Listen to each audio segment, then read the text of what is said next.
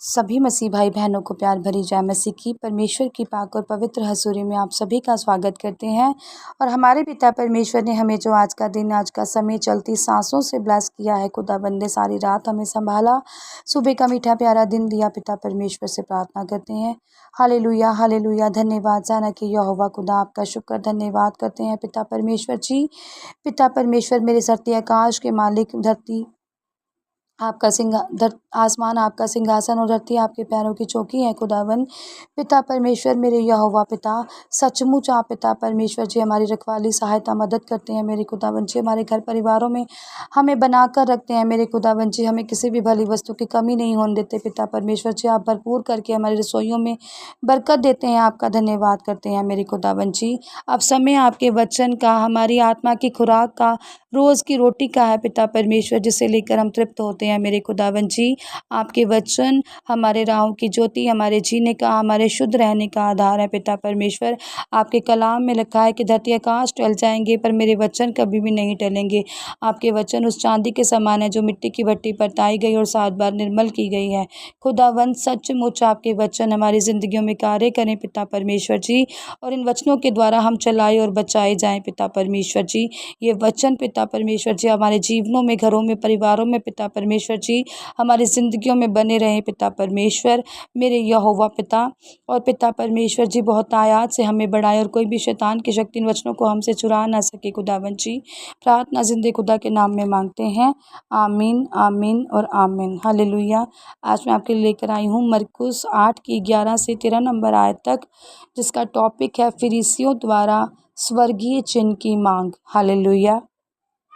अब आप सभी जानते हैं कि जो फरीसी लोग थे वो क्या करते थे, परमेश्वर को गलत तरीके से प्रेजेंट करने के लिए या उन पर उल्लाहनाएँ कसने के लिए उन पर अलग अलग आरोप लगाते थे, या उन्हें परखने के लिए उनसे स्वर्ग किसी चिन्ह की मांग करते थे।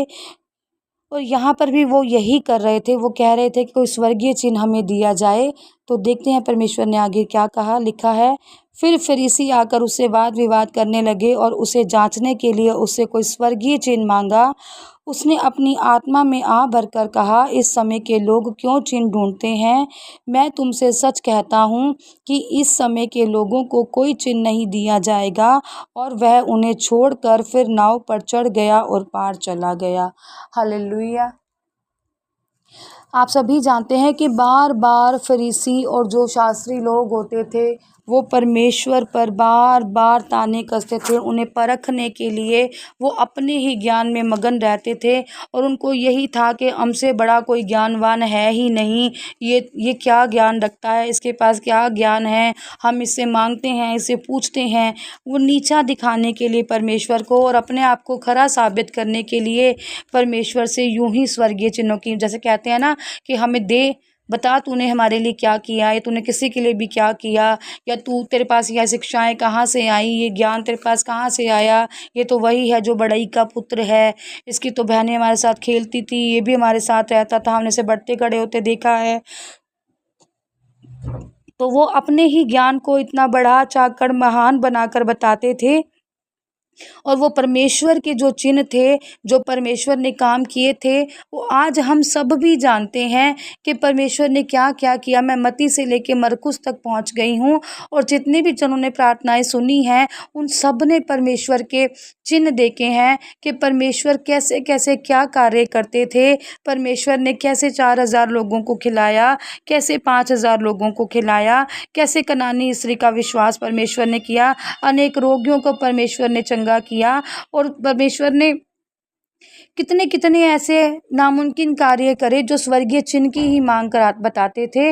जैसे मान लो किसी बीमार को चंगा करना, ये दर्शाता था कि परमेश्वर सामर्थ्य रखते हैं, परमेश्वर चंगा करने की था। ये चिन्ह ही तो थे, ये चमत्कार ही तो थे कि दुष्ट आत्माएं परमेश्वर निकाल देते थे सब में से। पर वो जान के परमेश्वर को परखने के लिए, परमेश्वर पर ताने कसने के लिए उनसे ऐसी मांग करते थे। और परमेश्वर ने, कह लो कि अब समय ऐसा आ गया था कि परमेश्वर चाहते थे कि मैं अब किसी को भी कोई चिन्ह नहीं दूंगा, क्योंकि परमेश्वर ने कहा कि योना की मछली का जो चिन्ह दिया गया था वो सबसे बड़ा था, कि कैसे 3 दिन और 3 रातें वो मछली के पेट में रहे, सबसे बड़ा वो चिन्ह था। तो परमेश्वर ने कहा कि अब मैं किसी को कोई भी चिन्ह नहीं दूंगा, क्योंकि तुम्हें नहीं पता, तुम खुद से ही अनुमान लगा लेते हो कि आज थोड़ी सी हवा चल रही है तो बारिश आएगी, और सूरज निकला है तो गर्मी बहुत पड़ेगी। जब तुम खुद ही अनुमान लगा लेते हो इन चीज़ों का, तो तुम आकाश के लक्षण भी देखकर खुद ही उनके बता देते हो, सब कुछ समयों के चिन्हों का तुम्हें उन उन बातों का तुम्हें भेद है। तो क्या तुम्हें इस चीज़ का भेद नहीं है कि चमत्कार भी होते हैं और ठीक भी दुनिया हो रही है, और सबकी ज़िंदगी से मुश्किलें परेशानी भी जा रही हैं, चिंता भी ख़त्म हो रही हैं। सब वो जानते थे, पर वो जानबूझकर ये चीज़ें करते थे, और ये चीज़ें जो हैं वो गलत हैं।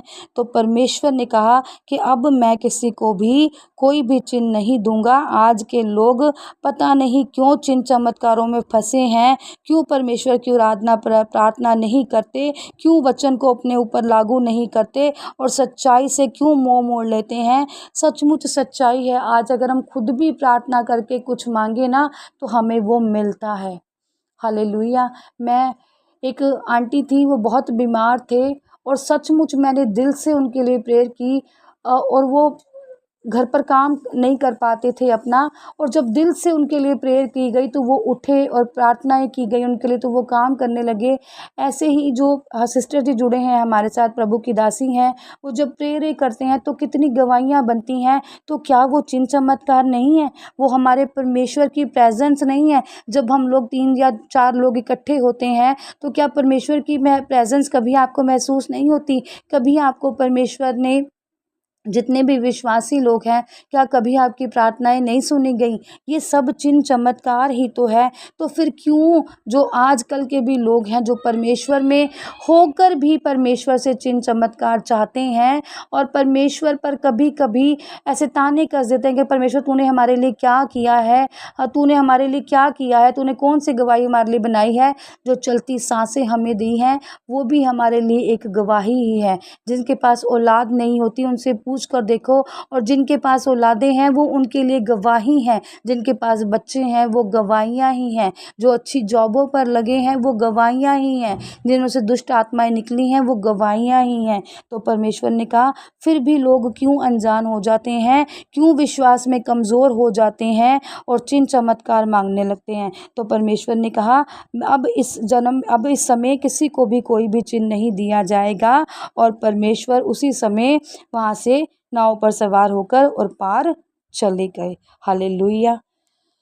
जिंदे खुदा सर्वशक्तिमान साना के यहोवा खुदावन, सचमुच खुदावन जी, आपने बहुत चिन्ह चमत्कार हमें दिखाए हैं पिता परमेश्वर जी। हमारी चलती सांसें आपके निकट बैठकर प्रार्थना करना पिता परमेश्वर जी, हमें पिता परमेश्वर जी जीवन देना, ब्लेस शरीर देना पिता परमेश्वर जी, चिन्ह चमत्कार से कम नहीं है पिता परमेश्वर। जो हमारी प्रार्थनाएं सुनी जाती हैं मेरे खुदावन जी, वो भी किसी गवाहियों से कम नहीं है खुदावन जी। हम आपके जिंदे नाम को जान गए हैं पिता परमेश्वर।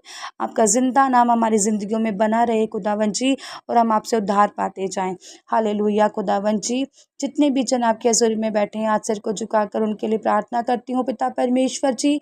जितने भी विश्वास में आज कमज़ोर हैं मेरे खुदावन जी, आज सबका विश्वास पिता परमेश्वर मेरे खुदावन जी मजबूत हो जाए मेरे खुदावन जी।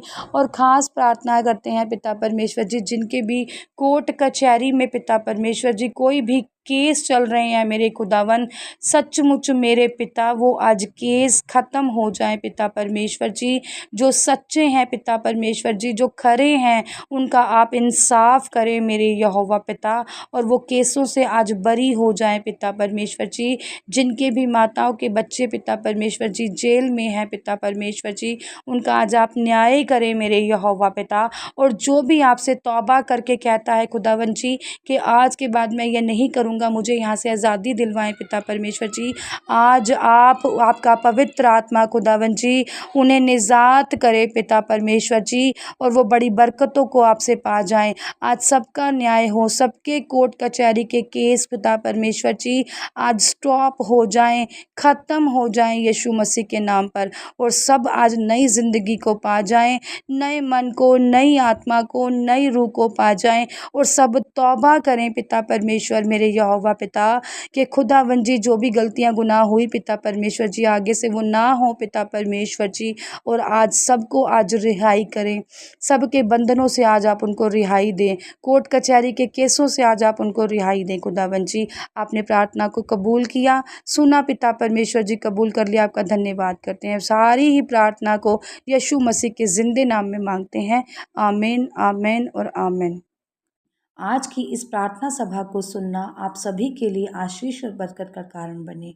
अगर आप भी सिस्टर मनप्रीत के साथ अपने परिवार की समस्याओं से संबंधित किसी भी प्रकार की बात करना या प्रार्थना करवाना चाहते हो, तो इस नंबर 6280896731 पर कॉल करके या व्हाट्सएप पर मैसेज करके अपनी प्रेयर रिक्वेस्ट को लिखवा सकते हैं।